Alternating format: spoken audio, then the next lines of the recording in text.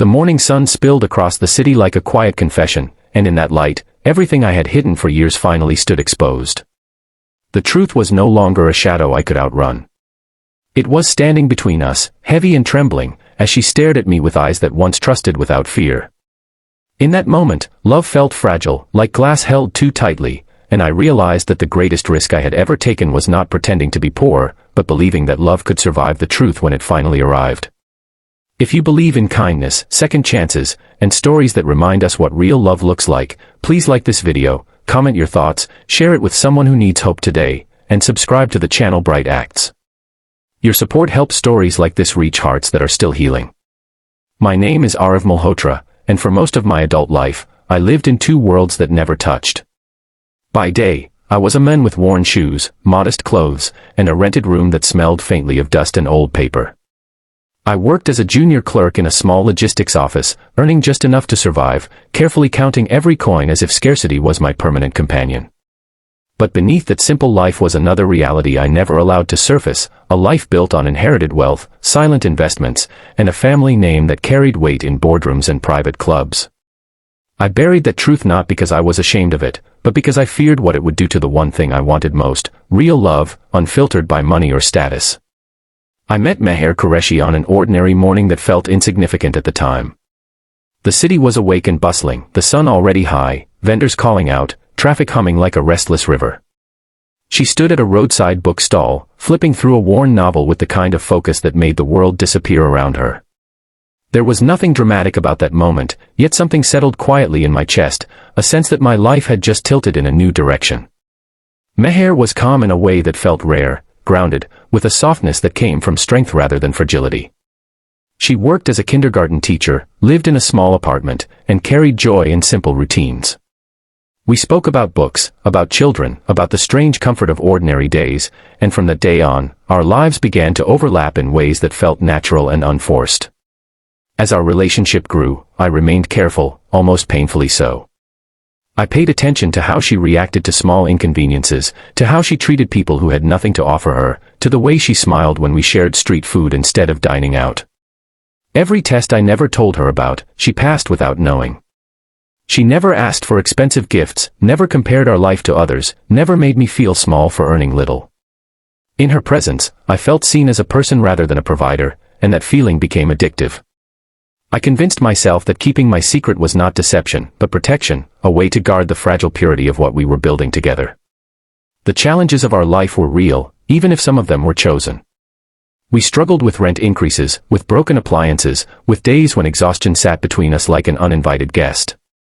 I watched Meher come home after long days with children who needed more patience than most adults could give, and still she found the energy to care, to laugh, to dream. There were moments when I wanted to end the charade, when the truth pressed against my ribs, demanding release. But fear always won. Fear that she would look at me differently, that love would turn into suspicion, that what we had would be questioned and measured in currency rather than emotion. We married in a small daytime ceremony, sunlight filtering through simple decorations, surrounded by people who mattered more than appearances. Meher's happiness that day was pure and radiant, and as I watched her walk toward me, I promised myself that I would tell her the truth soon. Soon became weeks, then months, as life settled into a rhythm that felt almost too good to disturb. I lived carefully, quietly funding emergencies through anonymous transfers, deflecting questions about my family with half-truths and vague answers. Each lie felt heavier than the last, not because it was elaborate, but because it stood in contrast to the honesty Meher offered me every day. The turning point came on a bright afternoon when the past I had hidden finally collided with the present I cherished. A business associate, unaware of the life I was living, arrived unexpectedly near my office and greeted me with respect that did not belong to a poor clerk. Meher witnessed the exchange from a distance, confusion etching itself across her face. The drive home was silent, the kind of silence that hums with unspoken questions. By the time we reached our apartment, the truth was already unfolding, piece by piece, without my permission. When she confronted me, there were no raised voices, only disbelief and pain settling heavily in the room. She asked how long, why, who I really was beneath the men she married. I felt exposed, stripped of every excuse I had rehearsed. I explained everything, not with justification, but with honesty at last. I told her about my upbringing, about wealth that came without effort, about my decision to step away from it in search of something genuine. I told her that I had wanted to be loved for who I was when nothing else remained, and that in doing so, I had failed to trust her with the truth. The days that followed were some of the longest of my life. Meher did not leave, but she withdrew into a quiet distance that hurt more than anger would have. She continued her routines, went to work, cooked meals, but the warmth between us felt fractured. I understood then that love was not just about intentions, but about respect, and I had underestimated the strength of her heart by deciding for her what she could handle. I spent those days confronting myself, recognizing that my fear had cost me the transparency that love demands. Change did not come through grand gestures or sudden forgiveness. It arrived slowly, in small moments of effort and accountability.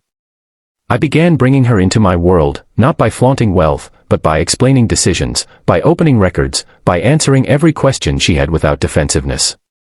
I made it clear that the life we built together was not an experiment, but a choice I continued to make every day. Meher listened, observed, and gradually, the distance between us softened. She told me that the pain was not about money, but about trust, about feeling excluded from a truth that defined our life together. Healing, I learned, is not linear. There were setbacks, tears, and moments when she wondered aloud if she ever truly knew me. But there were also moments of understanding, when she saw that my actions, flawed as they were, came from a place of longing rather than manipulation. She reminded me that real love is not proven by poverty or wealth, but by the courage to be fully known. In that realization, something shifted between us, a deeper intimacy forming from the ruins of our misunderstanding. As the seasons changed, so did we. We chose a life that balanced simplicity with honesty, keeping what mattered and letting go of what did not. I redefined my relationship with my family's wealth, using it transparently, responsibly, and with Meher by my side in every decision. The city continued its daytime bustle around us, ordinary and bright, and in that normalcy, we found something extraordinary, a love that had been tested, wounded, and strengthened by truth. Before this story ends, take a moment to comment what real love means to you and whether you believe honesty can heal even the deepest wounds. Your words might help someone else feel less alone.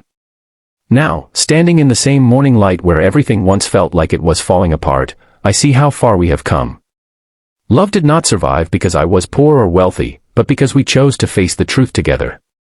If this story touched your heart, if it reminded you of the importance of trust, courage, and second chances, please engage with this video by liking, sharing, and subscribing to Bright Acts. Your support keeps stories like this alive, and together, we can keep believing in love that is brave enough to be real.